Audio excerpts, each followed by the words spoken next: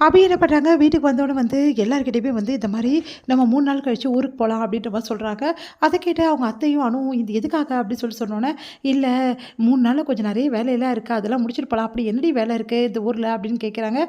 இல்ல சொன்னா கேளுங்க. பாய்க்கு வந்து நெறைய ஆர்டர்லாம் நான் எடுத்திருக்கேன். அதெல்லாம் வந்து கொஞ்சம் முடிச்சு குடுத்து தான் போணும். அதெல்லாம் வேணான்னு சொல்லணும் இல்லையா? நெறைய வேலை இருக்கு இல்லையா?" அப்படின்னு சொல்லிட்டு சமாளிச்சு ஏதேதோ சொல்லி சமாளிக்கிறாங்க. உடனே இவ என்ன இப்படி சொல்றா? சரி அபி சொன்னபடி 3 நாள் கழிச்சு போலான்னு சொல்லிட்டு அனுவும் சொல்லிடுறாங்க. அதனால அவங்க அத்தையும், "என்னடி இது திடீர்னு ஏதோ முடிவு எடுக்கிறீங்க?" அப்படி சொல்லிட்டு போறாங்க. அடுத்து வந்து அபி என்ன பண்றாங்க, அனுவ நல்லா வாட்ச் பண்றாங்க. அனு எப்பவும் போல வீட்டு வேலைய செய்யறதும், அதே டைம்ல மத்த வேலைகளையும் செய்யறதும், அதுக்கப்புறம் அபிக்கு சமைச்சு குடுக்குறதும், அந்த மாரி வேலைய செஞ்சுட்டுருக்காங்க. தொடர்ந்து வந்து ஒண்ணும் புரியாம அபி யோசிக்கிறாங்க. என்ன அக்கா நார்மலா தானே இருக்க மாதிரி இருக்குது. அப்புறம் ஏன் அந்த வந்து அந்த டெரர் பார்ட்டி அப்படி பேசுச்சு? ஒண்ணும் புரியலையே. டென்ஷன் பார்ட்டி இந்த மாரி பேசுச்சு. ஆனா அக்கா வந்து நார்மலா இருக்கா. ஒண்ணும் புரியலையே. சரி எப்படியோ அக்கா நார்மலா இருக்கா. அதுவரைக்கும் சந்தோஷம். அப்படின்னு சொல்லிட்டு அபி வந்து யோசிச்சுட்டு இருக்காங்க. இந்த சூழ்நிலையில அனு வந்து ரொம்ப சோகமா இருக்காங்க. ஜன்னல சாத்தலான்னு போம்போது கரெக்ட்டா வந்து உள்ள வந்து எகிரி குச்சி காம்பவுண்ட் வால்ல எகிரி குச்சி கரெக்ட்டா வந்துடுறாரு. நம்ம ஆகாஷ் அனுவ பார்க்கறதுக்கு. அனு வந்து "எதுக்காக இங்க வந்தீங்க?" அப்படின்னு சொல்லிட்டு செமையா திட்டுறாங்க. "இல்ல அனு உன்ன பார்க்க தான் வந்தேன். என்னால உன்ன பார்க்காம இருக்கவே முடியல அனு. தயவு செய்து வந்து என்கிட்ட பேசு" அப்படின்னாங்க. "உங்ககிட்ட பேசுறதுக்கு எதுவுமே இல்ல. தயவு செய்து இங்கேருந்து போயிடுங்க. எல்லாரும் பார்த்தா தப்பா நினைப்பாங்க. இன்னும் நான் உயிரோட இருக்கணுமா? வேணாமா? அதுக்காக தான் இப்படிலாம் பண்றீங்களா?" அப்படின்னு நம்ம சொல்றாங்க. "ஏன் அனு இப்படிலாம் பேசுற?" அப்படின்னோனே, "நான் அப்படிதான் பேசுவேன். முதல்ல இங்கேருந்து கிளம்புங்க" அப்படின்றாங்க. ஆகாஷும் வந்து எவ்வளோ சொல்லி பார்க்குறாரு, கேட்க மாட்டேங்கிறார்.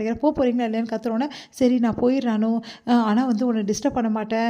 நான் இந்த கண்காணா இடத்துக்கு போயிடுறேன். இதுக்கப்புறம் உன் மூஞ்சிலே முழிக்க மாட்டேன். நீ சந்தோஷமா இருந்தா எனக்கு அது போதும்" அப்படி சொல்லிட்டு போறாரு. ஆகாஷ்ன்றாங்க. அவர் கிளம்பிடுறாரு. உடனே அனு வந்து பயங்கரமா கதறி கதறி அழறாங்க.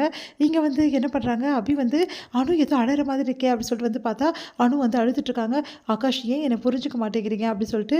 அப்போ அக்கா மனசுல ஆகாஷ் வந்து இருக்காரா? குட்டி பாச வந்து அக்கா மனசுல இருக்காரா?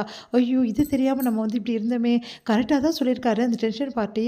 அப்ப அக்கா மனசுல ஃபுல்லா வந்து குட்டி பாஸ் இருக்காரு. ஐயோ! இப்ப என்ன பண்றதுன்னு தெரியலையே!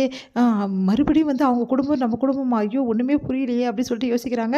சரி அந்த டென்ஷன் பார்ட்டிக்கு முதல்ல இந்த விஷயத்த சொல்வோம். அப்படின்னு சொல்லிட்டு ராகவ் வர சொல்றாங்க. ராகவ் கிட்ட நடந்த விஷயத்த எல்லாம் சொல்றாங்க. அத கேட்டு ராகவ் அதிர்ச்சி அடைகிறாரு. "என்ன சொல்றீங்க?" அப்படின்னா, "ஆமா, இன்னைக்கு இதெல்லாம் நடந்துச்சு. அக்கா வந்து வந்து குட்டி பாஸ் நெனச்சு அழுதுட்டு இருந்தா. எனக்கு அப்பவே தெரிஞ்சுச்சு அக்கா மனசுல குட்டி பாஸ் இருக்காருன்னு" அப்படின்னோனே, "சரி ஓகே இவங்க 2 பேரும் சேர்த்து வைக்கலாம். வேற வழியே கிடையாது. முதல்ல இவங்க 2 பேரும் சேர்ந்தா தான் நான் வீட்லயே சொல்ல முடியும். வீட்ல சொல்லி இந்த பிரச்சனைய தீர்க்க முடியும்" அப்படின்னு சொல்றாரு.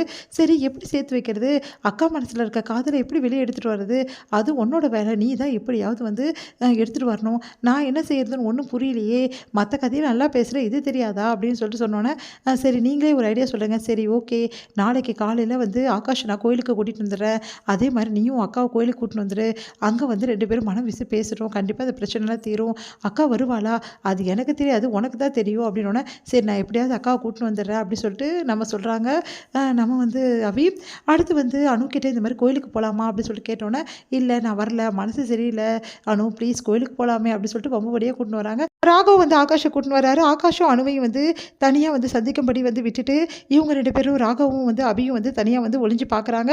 பார்த்தா அவங்க 2 பேரும் முதல்ல சண்டை போடுறாங்க. அதுக்கப்புறம் வந்து "தயவுசெய்து இங்கேருந்து கிளம்புறீங்களா?" அப்படி சொல்லிட்டு வந்து சொல்லிட்டுருக்காங்க. நம்ம வந்து அனு. ஆனா ஆகாஷ் வந்து ப்ளீஸ் ப்ளீஸ்ன்னு சொல்லிட்டு கெஞ்சுறாரு. இதையெல்லாம் பார்க்கும்போது வந்து அப்போ 2 பேரும் கண்டிப்பா வந்து சீக்கிரமா ஒண்ணு சேர்ந்துருவாங்க. 2 பேருக்குள்ள காதல் இருக்கு பார்த்தீங்களா? அப்படி சொல்லிட்டு இங்க வந்து அபி சொல்றாங்க. "ஆமாம். எனக்கு ரொம்ப கவலையா இருக்கு. என் அக்கா அதுவும் உங்க வீட்ல போய் வாழணுமே" அப்படின்னோனே வந்து ராகு வந்து அபிய பார்த்து முறைக்கிறாரு.